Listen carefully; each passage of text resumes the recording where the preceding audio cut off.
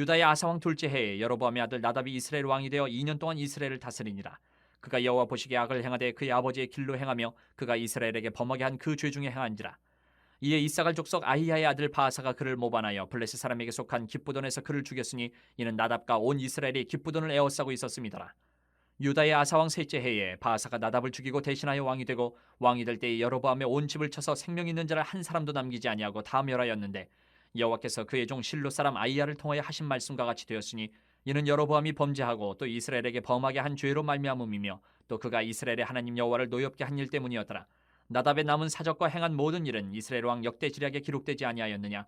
아사와 이스라엘의 바아사 왕 사이에 일생 동안 전쟁이 있으니라. 인생을 열심히 사는 것보다 중요한 것이 한 가지 있어요. 그것은 하나님이 어떤 기준으로 내 인생을 평가하실 것인가, 이것을 깨닫는 것이 더 중요합니다. 하나님의 평가 기준을 깨닫지 못했던 두 왕의 이야기가 오늘 우리가 나누어 읽은 이 본문 이야기입니다. 그래서 이 하나님의 평가 기준, 거기에 우리가 이렇게 초점을 맞추고 이 말씀을 살펴보겠습니다.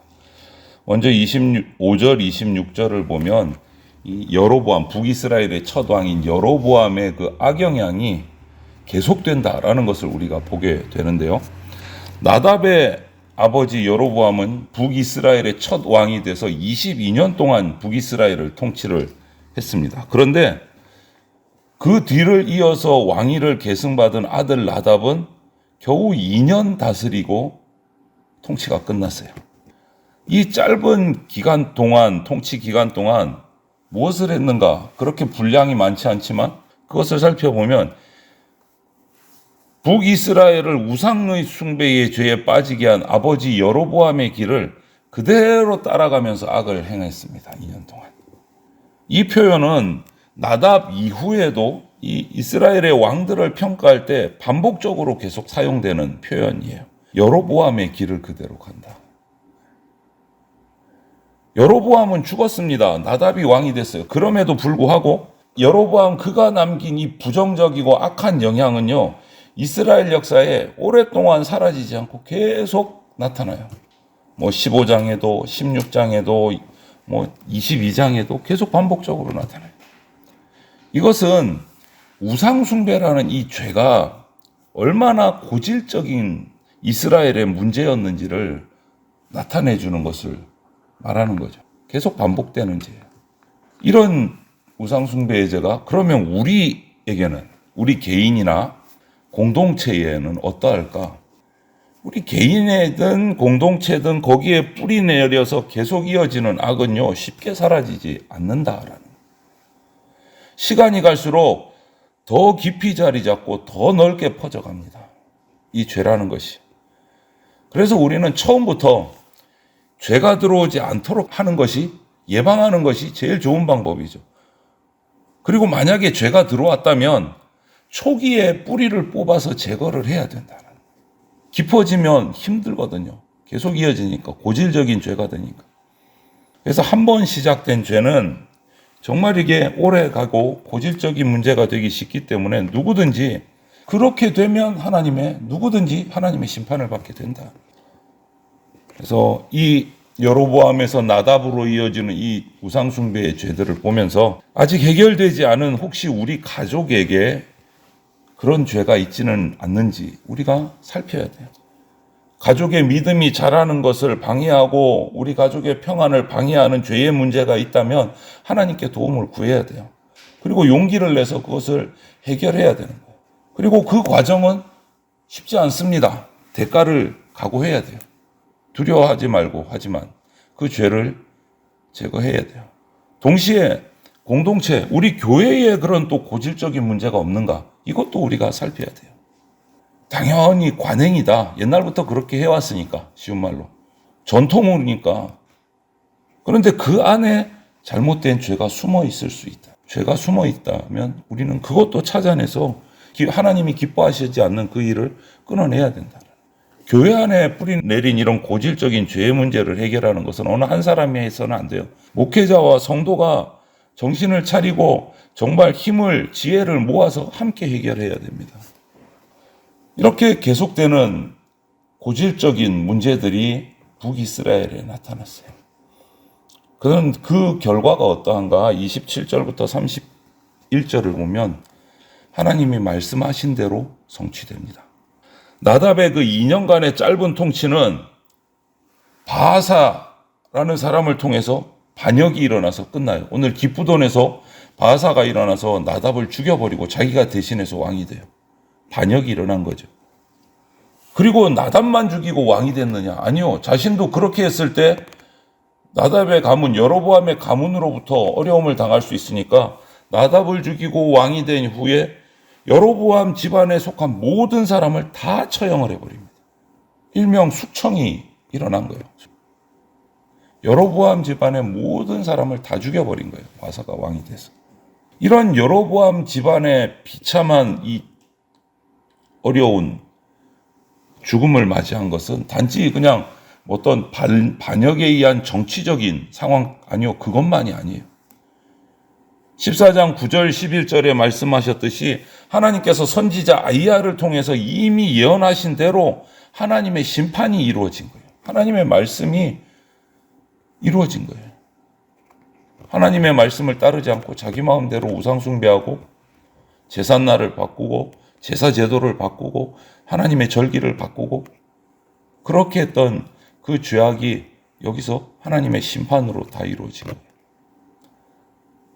이후에 북이스라엘의 역사를 살펴보면 이렇게 정권이 바뀔 때마다 암살이 일어나고 반역이 일어나고 피비린내 나는 이런 숙청의 역사가 계속 이어져요. 정권이 바뀔 때마다. 이거 전부 다 하나님의 심판이다. 여러분, 우리가 기회 있을 때 깨닫고 돌이켜야 됩니다. 하나님은 회개할 기회를 주세요. 그리고 상당히 오래 참고 기다리십니다. 계속 말씀을 주세요. 여로보암, 나답 계속 보십시오. 하나님이 선지자를 통해서 말씀하십니다. 그때 돌이켰어야 돼요. 그런데 우리가 끝까지 회개하지 않으면 하나님이 정하신 때가 되면 그 죄에 대해서 벌하십니다. 하나님의 경고를 가볍게 여겨서는 안 돼요. 하나님 없는 성공은 결국 실패입니다. 하나님의 경고는 때가 되면 반드시 이루어집니다. 우리가 사회적으로 높은 위치에 올라갔거나 성공을 거두었거나 이럴 때도 하나님을 두려워할 줄 알아야 돼요. 오늘 보십시오. 여로보암이든 나답이든 바하사든 북이스라엘의 그 악한 왕들을 보면 자신이 왕이 되도록 허락하신 하나님을 잊어버려요. 은혜도 있고 하나님도 있고 계속해서 우상숭배의 죄를 범합니다. 그런 이스라엘 왕들의 결말을 보십시오. 우리는 그들의 행동을 따라해서는 안 된다라는 거죠. 지금 내가 하나님 앞에 겸손한지, 성공했다고 들뜨고 있는지, 잘 나간다고 나에게 모든 그것이 있다고 생각하면서 교만한지, 아니면 하나님께 감사하고 있는지 스스로를 살펴야 돼요. 그리고 또 하나님이 그런 나에게 경고하고 계신지, 경고하고 있는 것은 없는지 항상 묵상하고 생각해야 돼요. 잘못을 돌이키기 위해서 회개를 하도록 기회를 주시면서 그 기다리시는 하나님의 은혜를 절대 가볍게 무시해서는 안 됩니다. 하나님의 말씀은 때가 되면 반드시 이루어진다. 이것을 우리가 명심하고 있어야 됩니다. 오늘 마지막 32절을 보면 하나님의 평가가 나와요. 그런데 이 하나님의 평가는 세상과 달라요. 기준이. 봅시다. 나답을 죽이고 이스라엘의 왕이 된 이 바하사는요, 24년 동안 이스라엘을 다스렸어요. 나답은 2년, 바하사는 24년. 통치 기간은 엄청 차이가 납니다. 2년과 24년. 그런데 이 24년의 바하사의 기간이 뭐를 했는지 별 기록이 없어요. 그냥 24년 했다 그러고 끝나는 거예요. 그런데 나답과 이 바하사 두 가지 사실이 간략하게 언급되고 있어요. 바하사는요, 나답하고 똑같이 그가 통치한 기간 동안 유다왕 아사하고 계속 전쟁이 있었어요. 라마에 전쟁 시설을 건축하려고 했다가 아람왕이 개입해서 그냥 중단되고 실패해버렸어요. 나답은 2년, 바하사는 24년 북이스라엘을 통치를 했습니다. 세상 사람들이 볼 때는 평가가 제각각이에요. 아이고 꼴랑 2년 하다가 또 못하고 그냥 죽었네, 암살당했네. 바하사는 권력을 잡고 여러 가지 얘기가 나올 수 있는데 이 나답과 바아사 두 사람에 대한 하나님의 평가는 똑같아요.